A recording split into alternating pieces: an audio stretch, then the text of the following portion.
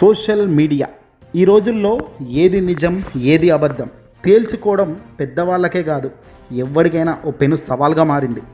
అబద్ధమా నిజమా, ఏ వార్త ఎక్కడి నుంచి వస్తుంది, ఇందులో ఎంత నిజం ఉంది ఎంత అబద్ధం ఉంది, క్లారిటీ దేవుడెరుగు. కానీ పెద్దల వద్దకు వచ్చేసరికి ఇది సంచలనమవుతోంది. తాజాగా ఆంధ్రప్రదేశ్ అధికారిక బ్రాండ్ అంబాసిడర్గా మెగాస్టార్ చిరంజీవి పేరు ఖరారైందంటూ మొత్తం ఆంధ్రప్రదేశ్ వ్యాప్తంగా సోషల్ మీడియాలో చక్కర్లు కొట్టడంతో అందరూ అవాక్కయ్యారు. మెగాస్టార్ చిరంజీవి బ్రాండ్ అంబాసిడర్ ఏంటి, దేనికోసం అంటూ రీసెర్చ్ చేయడం మొదలెడతారు. కానీ కట్ చేస్తే ఈలోపే మెగాస్టార్ టీం స్పందించడం జరిగింది. ఆంధ్రప్రదేశ్ పర్యాటక రంగాన్ని ప్రోత్సహించడానికి, పెట్టుబడులను ఆకర్షించడానికి ప్రభుత్వం నేరుగా మెగాస్టార్ చిరంజీవిని రంగంలోకి దించిందని, మెగాస్టార్ చిరంజీవి బ్రాండ్ను వాడుకుంటూ అంబాసిడర్గా నియమించబోతున్నారు అంటూ గత కొద్ది రోజులుగా సోషల్ మీడియాలో కొన్ని మీడియా సంస్థల్లో ప్రచారం జరిగింది. ఈ ప్రచారంపై టీం ఏకంగా మెగాస్టార్ చిరంజీవి టీం అధికారికంగా స్పందించింది.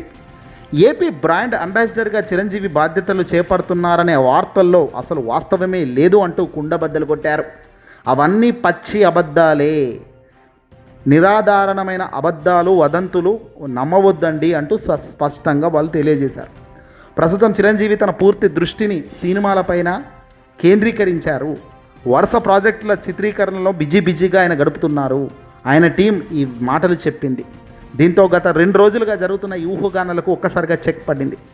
ఇక్కడ ఒక విషయం చాలా కుండబద్దలు కొట్టేదా చెప్పాలి. మొదటి నుంచి కూడా చంద్రబాబు నాయుడు గారి రాజకీయాలు చూస్తే ఇలాగే ఉంటాయి.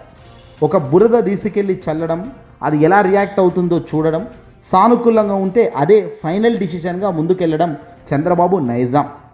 అయితే కరేపాకు లేకపోతే టమాటాలు అన్నట్టుగా చంద్రబాబు గారి డిసిషన్స్ ఉంటాయి. ఎవరిపైనైనా ఇంత దారుణంగా ఏది పడితే అది రాయించడం కరెక్టేనా? ఇదంతా చంద్రబాబు దగ్గరుండి రాయిస్తున్నాడని కాదు మా అభిప్రాయం. కానీ తన విధి విధానాల్లో ఈ పాత్ర మొదటిది కాదు.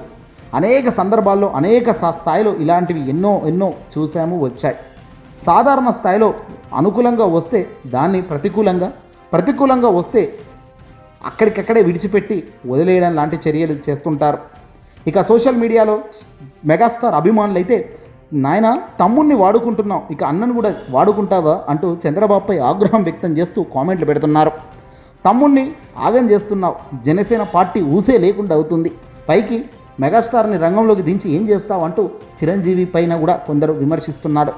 రాజకీయాలు మనకు పనికిరావు బాస్, సినిమాలు చేసుకుంటూ హ్యాపీగా గడిపేద్దాం అంటూ మరికొందరు ట్విట్టర్ వేదికగా కూడా మెగాస్టార్పై కామెంట్లు చేశారు. ఏదేమైనా రాజకీయాల్లో రాణించాలి అంటే రాజీ లేని గొప్ప ధైర్యంతో కూడిన మంచి మనసు కూడా ఉండాలి అనేది కొందరిని చూస్తే కనబడుతుంది. మరికొందరు ఎంత ఏళ్ళ అనుభవం ఉన్నప్పటికీ చర్యల్లో మార్పులు లేవు, చేసే పనుల్లో వాస్తవానికి దగ్గరగా లేవు. ఈ వీడియో నచ్చితే లైక్ కొట్టి షేర్ చేయండి.